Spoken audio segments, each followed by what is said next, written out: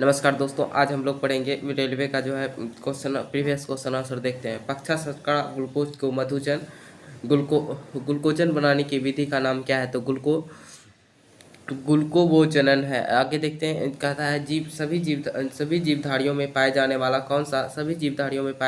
कौन सा यौगिक है जिसमें भरपूर मात्रा में फास्फोरस पाया जाता है? तो ये है न्यूक्लिक अम्ल है। आगे देखते हैं दोस्तों, भारत में केंद्रीय धान अनुसंधान केंद्र कहाँ है? तो कटक यानी ओडिशा में। किस वैज्ञानिक ने प्रकाश संश्लेषण पर कार्य करने के लिए नोबेल पुरस्कार मिला?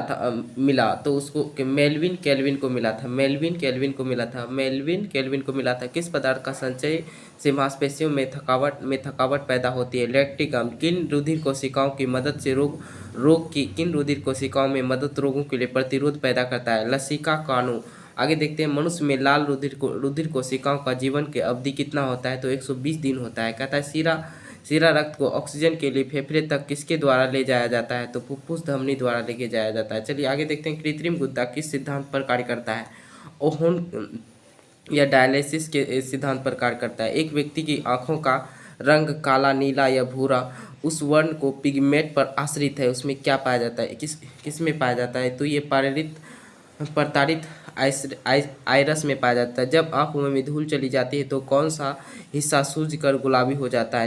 नेत्र सेलमा और कंजेटेड। बच्चों को दूध पीते समय स्तन का दूध निष्कासन किसकी मदद से होता है? तो ऑक्सीटोनिस की मदद से होता है। निषेचन सामान्यतः कहाँ होता है?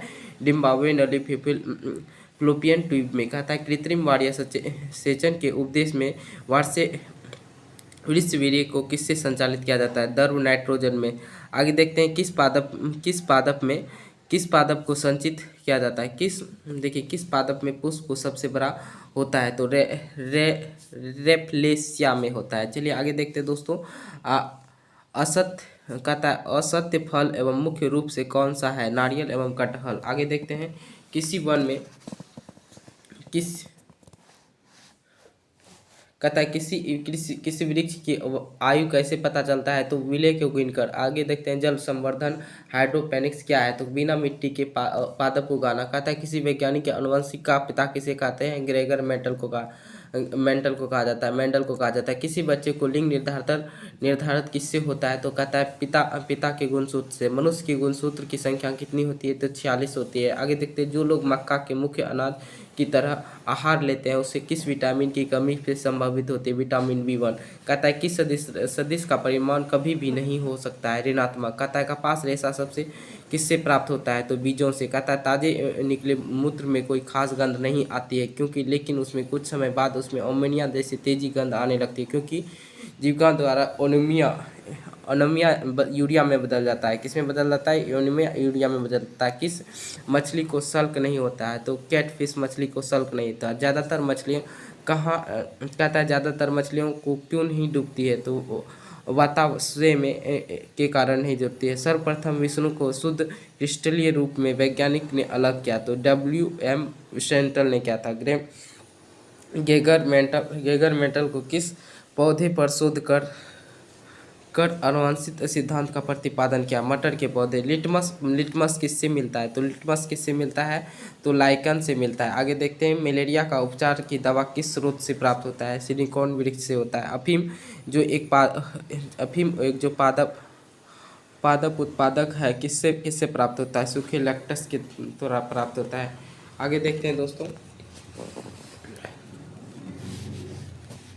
कहता है वाणिज्यिक कार्बोक्सिलियर काग किसके छाल से प्राप्त होता है? कहता है बबूल ऑक के द्वारा। कहता है पश्मीन ऊन बकरी किस नस्ल के प्राप्त होता है?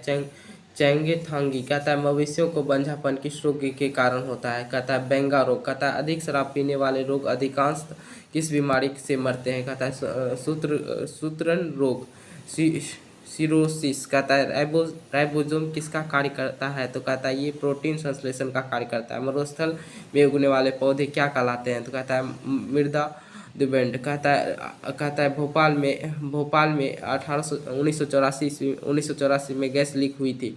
कौन सी गैस हुई थी? Methyl isocyanate. कहा था मिथाइल आइसोसाइनेट। भैंस की मुख्यतः नस्ल कौन सी पाई जाती है? मुर्रा, सुरती, भदवाड़ी एवं जफराबादी एवं मेहसाना। कहा था केंद्रीय बकरी बकरी अनुसंधान स्थापना संस्था की स्थापना कहाँ की गई है? तो ये की गई उत्तर प्रदेश के मथुरा के पास मखदूद में। कहा था राष्ट्रीय ऊंट अनुसंधान केंद्र कहाँ है?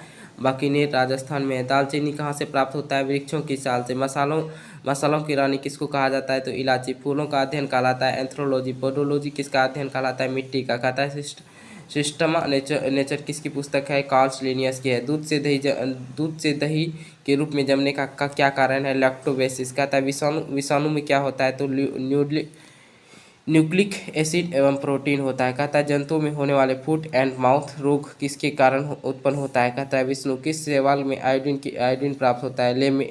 लेमेनिरिया। कहता है आगे देखते हैं दोस्तों।